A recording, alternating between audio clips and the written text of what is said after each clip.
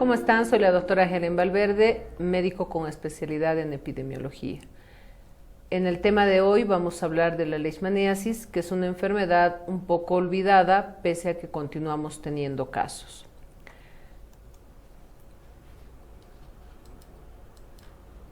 Como ustedes ven, ¿no? El Ministerio tiene un programa de vigilancia y control de la leishmania, más en áreas endémicas donde sí continúa siendo un problema de salud pública.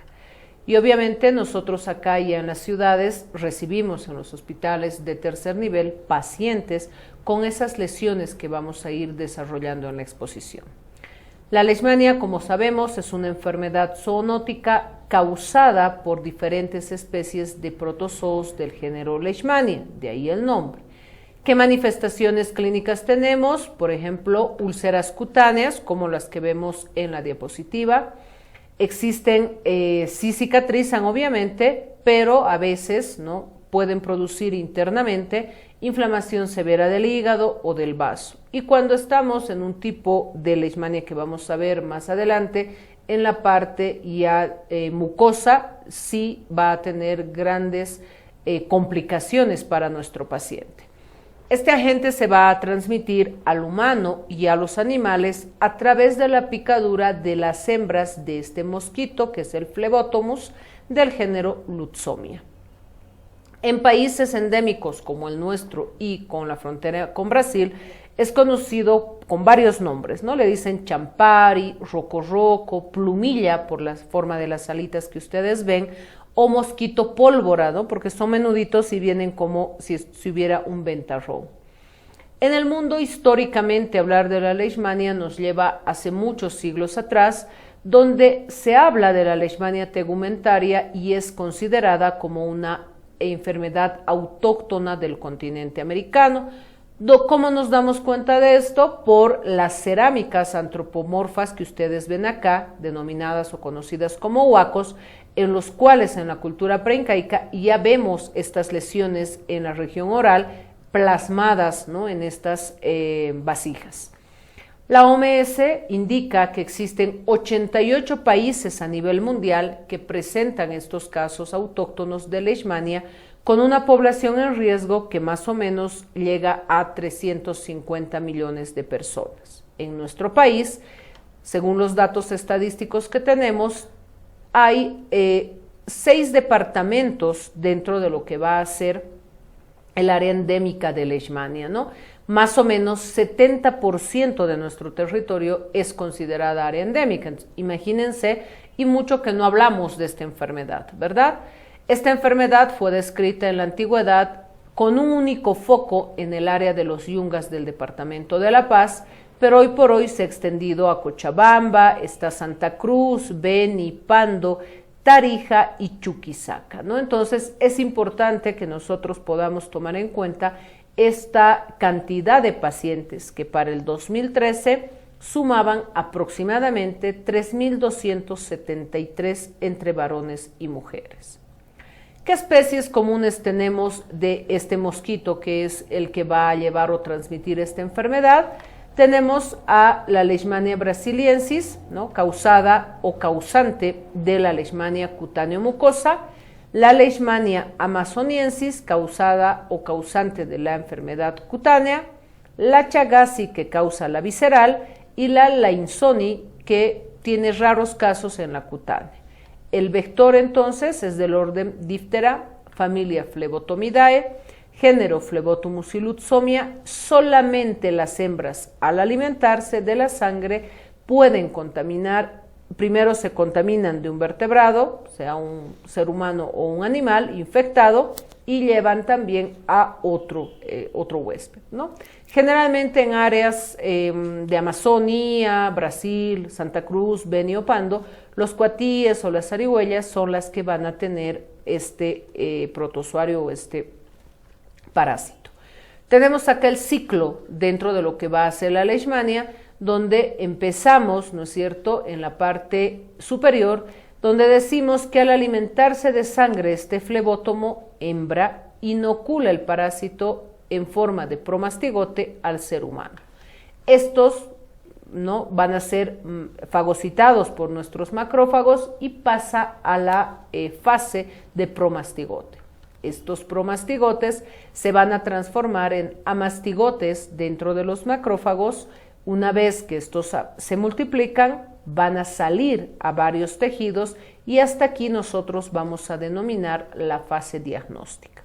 Posteriormente inicia la fase infecciosa, donde al alimentarse nuevamente este mosquito hembra flebótomo, ingiere estos macrófagos infectados con los amastigotes. Esta ingestión de las células parasitarias pasa a ser amastigotes y promastigotes en el intestino medio, y estos promastigotes ya se van a reproducir, se dividen y migran a la probóscide del flebótomo, ¿no? Entonces, estos dos ciclos o fases, tanto en la infecciosa como en la diagnóstica, hacen que pueda producirse o infectarse el ser humano. ¿Qué cambios parasitarios vamos a tener? Hemos mencionado dentro del ciclo a los promastigotes, ¿no? Que se observan, como ven acá en la diapositiva, donde el promastigote va a estar presente en el huésped invertebrado infectado.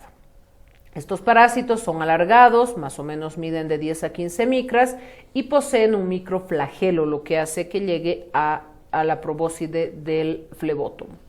El amastigote ya tiene otra forma, como observan acá, son ovalados, más o menos miden de 2 a 5 micras, están presentes en el interior de los monocitos y macrófagos y no poseen flagelos, ¿no? Ya es una fase avanzada.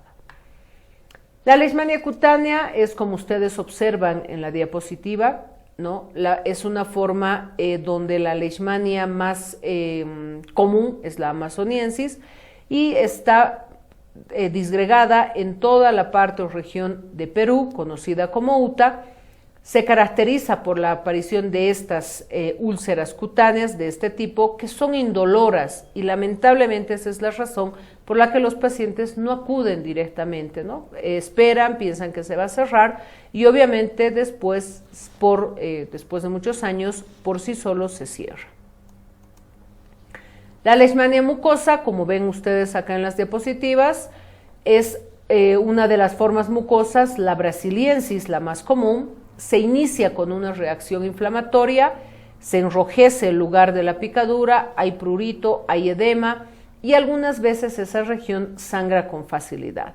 Posteriormente ya se ve una úlcera que va a ir creciendo, como ven acá, ¿no? Y va a ir destruyendo hacia el fondo, es decir, a profundidad. Suele destruir, como ustedes ven en la segunda fotito, todo el tabique nasal y la parte mucosa de la nariz, ¿no? Entonces, lamentablemente esa es la peor parte de la leishmania mucosa. La visceral, ¿no? También conocida como calazar, es cuando nosotros vemos la presencia de la leishmania chagassi y afecta tanto al ser humano como a los animales, en este caso los perros, ¿no? Ustedes ven acá, vemos un aumento de lo que van a ser los órganos del abdomen, y los signos y síntomas van a ser fiebre, esta es de larga duración, no es solamente un par de días, hay disminución del peso, desnutrición, palidez, principalmente se nota la hepatomegalia antes del aumento de las asas intestinales, hay esplenomegalia, muchas veces va a depender del transcurrir de la enfermedad, puede afectar a la médula ósea, hay dolor abdominal, todas manifestaciones de tipo del sistema gastrointestinal como diarrea, náuseas, vómitos. ¿Cómo hacemos el diagnóstico? Visualizándolo de forma directa a este parásito a través de un frotis, ¿no? Es la mejor forma de diagnóstico que podemos hacer. Luego hacemos una tinción, ya sea con Giemsa o Romanowski, y también podemos hacer biopsias de estas lesiones que vamos a observar. Otras formas son el cultivo de este protozoo, hay el PCR como técnica también para poder ver el ADN del parásito y tener un diagnóstico certero. Otros métodos indirectos, la inmunofluorescencia o el ELISA, y también tenemos en nuestro medio la prueba de Montenegro, que es la más usada, y consiste en la inoculación de extractos parasitarios en la piel. Esta reacción de la hipersensibilidad con diagnóstico positivo nos va a ayudar a tener un diagnóstico certero y es similar a la prueba de la tuberculina. Entonces, sí podemos hacer en aquellos casos que tengamos duda para poder ver el diagnóstico positivo. Acá vemos la reacción de la hipersensibilidad, ¿no es cierto?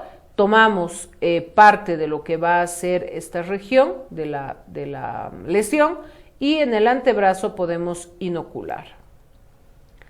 ¿Cómo hacemos el control y la prevención para la reducción de estos casos? ¿No es cierto? Reducir el contacto del ser humano con este insecto, con el flebótomo, que podemos usar mosquiteros, tener mucho cuidado en ir a áreas endémicas, usar insecticidas, si la gente vive ahí ya directamente usar todas las vallas para las ventanas, las puertas, tener acciones contra los reservorios también. Y en la leishmania visceral los perros juegan un rol importante, ¿no? Entonces, básicamente también tenemos que tener el cuidado con el tema de las mascotas dentro de los domicilios en estas áreas endémicas. ¿Cuáles son los esquemas de tratamiento? Tenemos una primera línea donde vamos a utilizar los antimoniales pentavalentes. Vamos a tener, según la forma clínica, para la leishmania cutánea, 20 miligramos del antimonio base por 20 días que dura más o menos el tratamiento. Para la mucosa y mucocutánea 20 miligramos también por 30 días, para la visceral 20 miligramos por 30 días. ¿No? Acá tenemos el cálculo de esta dosis que debemos utilizar según el peso del paciente, ¿no? Entonces es importante que nosotros podamos calcular correctamente para no tener errores en el tratamiento. La segunda línea de tratamiento es la anfotericina B. Para la leishmania cutánea, la dosis será de 0,7 a 1 miligramo kilogramo día, con un tiempo de duración de 20 días de tratamiento. Para la mucosa y mucocutánea, la misma dosificación, máximo llegar hasta 3 gramos, alrededor de 30 a 60 días de tratamiento. Y en la visceral, 1 miligramo kilogramo día, máximo hasta 800 miligramos por 30 días. Entonces, estos cuadros nos ayudan a tener una idea clara de cómo iniciar el tratamiento con nuestros pacientes. Hay casos especiales, sí, debemos ver la comorbilidad con tuberculosis, por ejemplo. En este caso de haber tuberculosis y leishmaniasis, no debemos realizar los dos tratamientos por la hepatotoxicidad de ambos tratamientos, ¿no? Entonces, debemos ir viendo el avance y ver con cuál tratamiento vamos a iniciar primero. Con pacientes con VIH o inmunosuprimidos, recomendamos la anfotericina B liposomal o con complejos lipídicos, ¿no? En niños debemos administrar con mucho cuidado, mejor si es personal muy capacitado, y podemos tener mejores resultados con la miltefosina. Pacientes con falla terapéutica, es decir, que ahí no haya funcionado la primera línea o no hayan tomado adecuadamente, se recomienda usar un esquema diferente al que se ha iniciado para ya tener una buena resolución. ¿Cómo definimos entonces epidemiológicamente hablando un caso de leishmania? Sospechoso de leishmania cutánea, toda persona con una o más ulceraciones cutáneas sin antecedente de trauma, con evolución mayor a 2 semanas, con residencia o antecedente de viaje a zona endémica.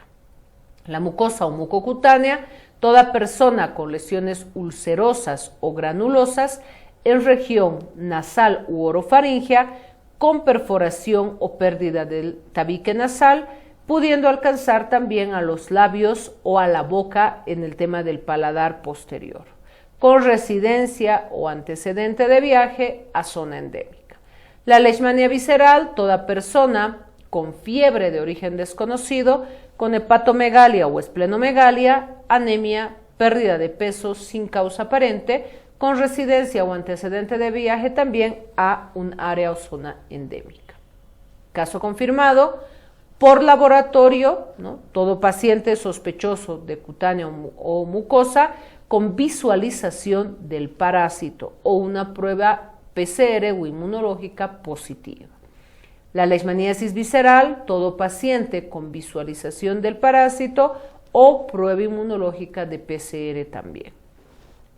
¿Podemos confirmar también por nexo epidemiológico? Sí, y para eso nuestra definición va a ser todo paciente sospechoso que en situaciones especiales no cuenta con prueba de laboratorio disponible por barrera ya sea de accesibilidad, pero provenga de zona endémica con antecedente de exposición al vector, ¿no? Entonces, por cualquiera de las tres vías podemos desarrollar nosotros nuestro diagnóstico. ¿Qué debemos hacer? En primera instancia, notificar y en segunda, investigar el caso, ¿no?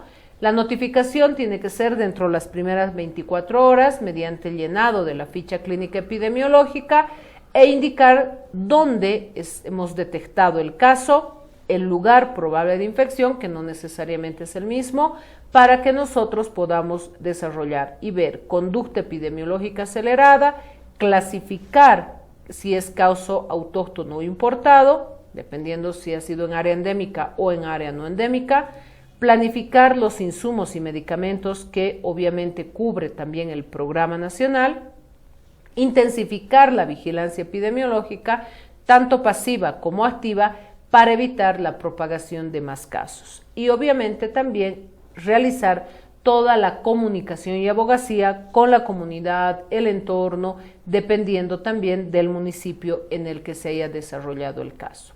¿Qué tipos de vigilancia podemos hacer? Pasiva o activa.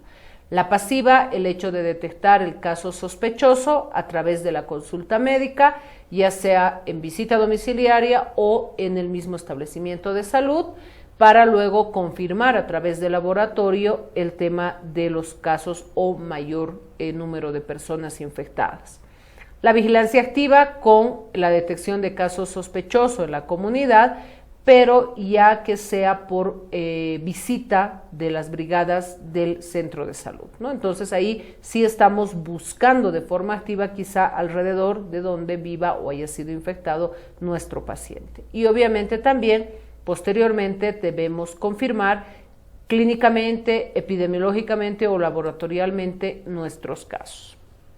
Este flujograma es muy importante para que podamos nosotros tener un recordatorio siempre cómo debemos proceder.